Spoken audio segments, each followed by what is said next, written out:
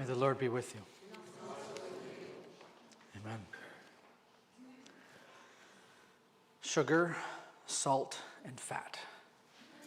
These are wonderful things. What I have noticed in the years that I have had the pleasure of living life on earth is that if I eat significant amounts of sugar, salt, and fat, the ability to have good, nuanced taste, the ability to tell good food from bad food, becomes quite limited. I tend to only like things that have high sugar, salt, and fat.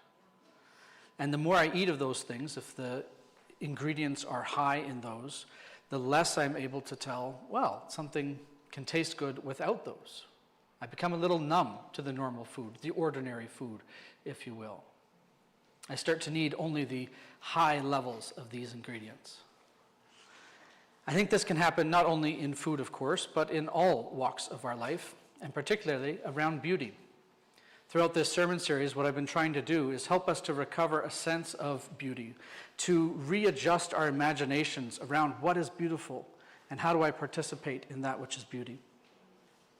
I don't want to just talk about beauty as an idea, but I want to talk about our sensitivity to it, a way of seeing it and receiving it. Because beauty is not merely decorative, it actually has the power to heal us, to form us and shape us, and to transform our lives. It teaches us how to live if we let it. But the problem that I want to identify, that kind of feels like salt, sugar, and fat, is that in our lives, beneath the surface, many of us have become numb to beauty. Not necessarily rejecting beauty, but numb to it. A sense of maybe beauty is not something that I care about or something that matters greatly to me. And this can come to us because of things like modern art. If the picture looks like just the painted wall, is this really beautiful? I'm not getting it. Maybe I'm not that type of person who needs beauty in my life. Or perhaps your sense is that beauty is for those who are elite, for the wealthy class, for somebody else other than yourself. I think it's possible for us to become numb to beauty. In some ways, it's been used all around us in advertising, in attention grabbing. We start to tune out that which could be beautiful. Life becomes flat and ordinary, not just in our sense of beauty, in what we see, but also it can even happen in the way we treat people in our lives. Those who we see every single day can become ordinary to us, no longer beautiful. We stop seeing them as beautiful and just as, oh, yes, I know this person well. Even our life with God can feel thin if we do the same thing every day in the way we practice and our prayers, our devotions, our church services. If we always do it the same way, it can start to feel flat. We can have a numbness to it. What does this prompt in us? Numbness either for any of these things. Well, it can prompt a desire for novelty, for intensity, for chasing after something that makes us feel more alive. This is where the warning from 2 Corinthians chapter 11 is particularly important for us to hear and to make sense of. Paul the Apostle is not writing to people who have outright rejected Jesus Christ. He's writing to people who are being drawn towards something that is no longer Jesus Christ, but something other. He tells us that it sounds like Jesus, it may even look like Jesus, but it is in fact not him. We're being set up, I think, by our numbness to many of the things around us towards being deceived. Paul says that they're in danger of receiving another Jesus, a different spirit and a different gospel. And if you keep reading in this chapter, in chapter 11, Paul goes on to say something quite profound, quite alarming. He says that Satan masquerades as an angel of light. This is in chapter 11, verses 13 and 14. Satan masquerades as an angel of light. What this means is that false beauty does not come to us looking ugly. And you're like, well, of course, I don't call that beautiful. It's ugly. This is beauty, that is ugly. It's never that simple. Satan can masquerade as an agent of light. False beauty comes and it actually looks brighter, more compelling, more immediate. And it feels like the answer to our numbness. This can be serious potential for deception. It looks good and it feels good. Surely it must be good, right? The people Paul is talking about, who are offering these things, and who are, he calls them, false prophets in John. The false beauty does not come looking ugly, but it comes looking brighter. Paul says that these people Paul doesn't say that these people feel this way, but most likely what they felt was that they were actually leading people into something greater. They were leading people into something very good. But Paul is saying that they are misdirected, misguided, and drawing people into misalignment. We can be deceived by things that look so good, that agent of light, if you will. Because what we want is we want to experience the good thing that is being offered to us, and so we're tempted to follow after what is, in fact, a false leading. One way that I can think of to picture this is actually to think about surfing. And I do not for a moment think that surfing is a false beauty in any way, shape, or form. I think surfing is quite a lot of fun. Some of the best days of my life have been surfing. What I think about surfing, though, is that it's chasing after a wave, and then you have that period where there is no wave, and you really want to get to the next wave. So you try to get out as fast as you can, because you don't want to miss a really good wave that's coming in. So you try to get out there as fast as you can, and you paddle as hard as you can to catch the next wave, and you have this exhilarating moment of the next wave. And then you're again in the valleys between the waves, and you really want to get back out to get the next wave. You're chasing wave after wave after wave, chasing high after high after high. This could be an approach to the experience of the spiritual life that many people have in this time, moving from wave to wave, chasing after that high, exhilarating experience. People can chase from church to church, experience to experience, or from teaching to teaching. Whatever is meeting our needs in this season, I will move wherever I need to go to get it. Whatever makes me feel alive, I will chase after that high. Jesus faced this himself in his ministry. After he fed the 5,000, people came up to him and said, "Please, Jesus, do it again. Jesus, give us another miracle, Jesus. Give us another miracle, Jesus." And in the Gospel of John, there's this incredible thing that happens in chapter 6. They chase after him, and he says, "You're coming after me about this whole bread thing, but what you don't realize is what you really need is the bread that will satisfy you forever. You don't actually need another miracle. You need to eat my flesh and drink my blood." And they're like, it's just a metaphor, right, Jesus? "No," he says, "you have to eat my flesh and drink my blood." And the text tells us that many people left him after this. And then also notice in Mark, all along the way, Jesus is like, you can't get this. Stop spreading the news. He will heal a leper in Mark and then tell the leper, don't tell anybody. What's going on here? What's going on here is Jesus is not about hype. I mean, if Jesus needed a PR captain, he could have done a lot better, right? No, he doesn't. Because what has to happen is he has to be crucified, and you have to see and understand the crucifixion of Jesus Christ in order for those miracles to make sense and for you to be able to understand the fullness of Jesus revealed as he is, as the crucified Messiah. If you're just seeking the miracles, you're missing the point. It can feel like freedom, and it can feel like being led by the Spirit to chase after these highs, but often it's just chasing after intensity because we've lost our ability to recognize beauty in what is steady, in what is ordinary, in what is present right in front of us. Hype promises to wake us up and make us feel alive, but all that it does is actually train us to live only hype to hype to hype. And so what Paul says in 2 Corinthians, that he's afraid that they will be led astray from the sincere and pure devotion of Jesus Christ. The word sincere carries this idea of being undivided, whole, not pulled in many different directions. The word pure carries the sense of being unmixed, not layered with competing loyalties. Another word that is translated sometimes here that I think captures the idea of sincere and pure is the word simplicity. I don't think Paul's attacking complexity itself. There's incredible beauty in all the complexity that is around us. The world that God has made is so complex, it is beyond our comprehension. There's beauty in the complexity of art that has many layers of meaning and of color. There's complexity in science and the intricate patterns of creation, even though it might feel chaotic to us. The problem isn't complexity. The problem is actually the heart that is divided, that is cluttered, that is impatient, that is always unsatisfied. Not through rejection do we achieve that heart, but actually through numbness and then chasing after too much, too many layers, too many voices pulling on us.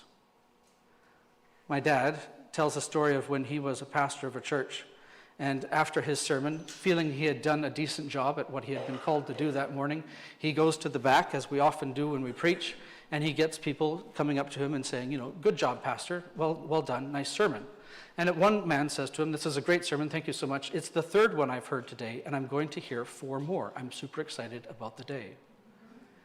It's very easy for us, especially now in this age, for us to chase after another voice, another teaching, another one. Please, I need to have that experiential high this morning. Give me another one. The problem, however, is not complexity. It's our desire to have all the voices all the time. Our attention fragmented. And when our attention fragments, our ability to perceive beauty becomes fragmented, lost, eroded. True beauty exists in complexity when it actually has a comprehension, a cohesion that makes it actually simple. When you think of astronomy and the way the solar system works and everything there, the incredible complexity of the world we live in, our immune system, things like this, the beauty is the cohesion that makes it all simple, drawing us towards a wholeness, whereas false beauty, when it looks impressive, actually leaves us scattered and disjointed. This is where discernment is so incredibly needed. 1 John chapter 4. We are told to test the spirits. This can sound intimidating, like maybe, okay, if I'm going to have to test the spirits, do I need some kind of complex system, a rubric to be able to tell what is good and what is false? Well, the scripture in John is very simple for us. It gives us Jesus. Testing the spirits is not about becoming suspicious of everything. Testing the spirits is about learning what is Jesus actually like and then following this. The beauty of Jesus is simple enough that you can miss it and overlook it and be distracted from it, but it is deep enough to sustain you far beyond your lifetime through all eternity. Jesus is not the urgent way of hype. He does not rush us to make decisions in order to secure our alliance or our allegiance. And he does not manipulate our emotions. Instead, what we know of Jesus through the Gospels and through the witness of the church is that Jesus is present. He is steady. He is attentive to people. He notices what others overlook. He eats meals. He listens. He touches. And he speaks words that are clear but never shallow. And the beauty of Jesus Christ does something very specific to us. It actually frees us. It does not possess us or capture us. It draws us into relationship and into love and into a devotion that is never forced, but always chosen again and again. And so discernment of this kind of beauty that echoes, that resonates with the simplicity of who Jesus Christ is, this kind of discernment actually shifts from being a defensive posture and becomes merely recognizing where Jesus is, shifting away from a defensive posture into recognition. You actually don't need a defense against the dark arts class in your church. I've often wondered how much fun it could be to do this, but you don't need it. You don't need it. You just need to learn what it means to recognize Jesus Christ, and everything starts to fade away. I do not think that this works in places like construction or sports where safety is important, and if you just focus on the purity of the game, you don't have to worry about safety. Not at all. This is something completely different in the spiritual life. In the spiritual life, if you focus on the sincere and pure devotion of Jesus Christ, the safety of the other things starts to fall away, because as soon as something gets offered to you that is in fact false beauty, that is in fact a false Christ, you're like, this doesn't taste right. I know what Christ is like, and this doesn't ring true. If you dive into it and learn about it, you can start to figure out, I see where it's leading me astray. So you can do that. And maybe the defense against the dark arts could help you do that, but you don't need it. You just need to focus on the simple, sincere, pure devotion to Jesus Christ. How do we begin to see again? To move from numbness through the noise of hype back into the life that can actually discern. To notice the signals. Pay attention to how false beauty can rush you, create urgency, tell you that you need this now because it promises quick transformation, centering on your experience. that will often fade quickly and make you need the next thing. Pay attention to that. Be sensitive to it. It's not satisfying you. Whereas true beauty slows us down, does not demand that you move faster, and will in fact deepen over time. It will always draw you towards others, not just into yourself. And it remains even as your situations fluctuate. I think the antidote to the world in which we live in, with all of its worrisome practices and distractions, the antidote is actually to see beauty in that which is simple, to find beauty in the things that are right in front of us. This has the potential to sustain longevity in our relationships. Long, healthy relationships, whether that's in friendship, in marriage, in churches, in communities, long, healthy relationships will have mountaintop experiences, but they are not sustained by these, and they are not defined by these. Long, healthy relationships are sustained and defined by the simple pleasures that happen day in and day out, discovering new layers of beauty over time that are simple once again. Simple devotion does not depend on this seeking for intensity, but is always open to being surprised by beauty once again. What simple beauty does is it draws us into the present moment. It does not point us towards an ideal of what could be, and it does not tell us to always remember and be sentimental about what was. Simple beauty draws us into the present moment, the same way that Jesus Christ does. There's a difference, I think, that I'm reminded by as I think about how simple beauty draws us into the present moment. It reminds me of how images are different from actually being in a place. I had an opportunity recently, an incredible privilege, to get to travel. And I got to go to Rome and be in this space, of which I have seen many movies about many of these buildings. I've seen many photos about many of these buildings. But walking there is something incredibly different.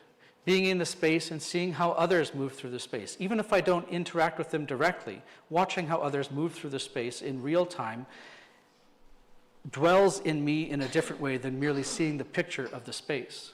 What I had no idea about in Rome, right in the downtown core of Rome, is the number of dogs present. The photographs never show this. The Circus Maximus, when it's not in full parade operation, is a dog park. Wonderfully full of dogs, all different sizes. And there's dogs walking off leash right down by the St. Peter's Basilica, just having a good time, dogging it away. I love it. This simple beauty of people enjoying their lives with their pets, you don't see through the images, but you see if you're present there.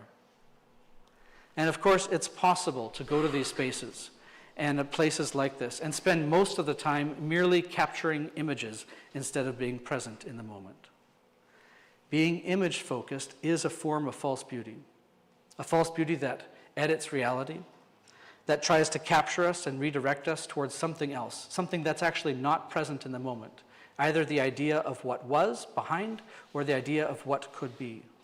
Image beauty is a false beauty, removed from what is actually there, pointing to something idealized, something controlled, something possessed.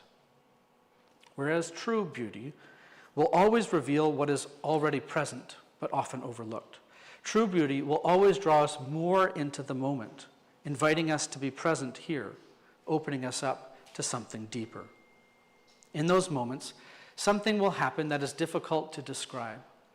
Time feels different for myself whenever this happens to me. I'm still in time, but I'm also touching something else, something that feels, dare I say, eternal. A kind of fullness of presence comes over me, that here I am in the space in which I was made to be. Hearing this text of what Paul is calling us to, returning to sincere and pure devotion, coupled with John, where we need to discern between the spirits, learn to see where Jesus Christ is present in the Spirit. How do we respond to this text? Well, not through dramatic or hype, but I think through simple beauty. And it doesn't mean that it's not incredibly powerful, because it can actually be revolutionary, like the painter Rembrandt, one of the, if not the most talented painter that I've ever seen. He chose to paint the figures who were not the celebrities of the time. He actually made a conscious choice to say, I'm going to paint those who are the people of everyday life. And I'm going to paint them in such a way where they don't even have an idealized face, and they don't have an idealized facial expression, but I'm going to paint them in such a way that they are present in the moment. May we all see the actual beauty that happens in the way humans are living their lives. Not idealized, not hyped. Rembrandt tried to capture their ungilded lives to help others see in these spaces, in these faces, in the very light of their life, there is beauty present here. Tolkien captures this line when he says, "Not all that glitters is gold," and we need to be able to see the gold in the spaces that are not glittering. For our lives, I think the response is similar in our context. To follow the beauty that Jesus invites us to, that will draw us into the life of God. We do this by choosing to pay attention to the people who are present in front of us, the people who we meet, the ordinary moments that we would usually, I just need to get on to what's really important, that we would pass by. Paying attention to these moments has the opportunity for us to see simple beauty in the simple everyday. The quiet work of God that operates without intensity, we do not want to miss. So we learn to notice what draws us into deeper devotion to Jesus, what pulls us instead of into restless searching, but into calm, peaceful presence. Become sensitive to where your ability to present is being disrupted. What in your life is actually creating friction from you being able to be present in the moment? Instead of reaching for the next thing, what is right before you? And in what way is God asking you to see, this I have made, and it is beautiful? Because we are not just trying to avoid deception, we're actually trying to become a people who nurture beauty, who cherish beauty, who protect it. If it feels to you that there is so much going on in this world that we need to take up some form of conflict, that we need to take up some form of arms against dangerous things in our world, I get it. I get that pressure. Or if perhaps you're feeling, I am so numb to this, I feel like I have no power, no control, no ability to do anything, and you just want to toss up your hands and say, I have no power here. I get it. I get that feeling as well. And I wonder if, as the Christian church, our response is actually to nurture and to cherish beauty, to care for it in simple ways, to be those who make space for beauty. Sometimes we do this alone, by ourselves. Sometimes we do this with others and for others. What happens is that true beauty will invite us always into the present moment. As you participate in that which is truly beautiful, you will find yourself more aware of what is in front of you, what is present. And in that presence, you begin to realize, there is someone, something else already present here, a being of divine, eternal life. As your sensitivity grows for this, so will your discernment. Not because you have become more suspicious, but because you have learned again what is in fact truly beautiful. And when you see this, you will see the face of Jesus Christ. Thanks be to God.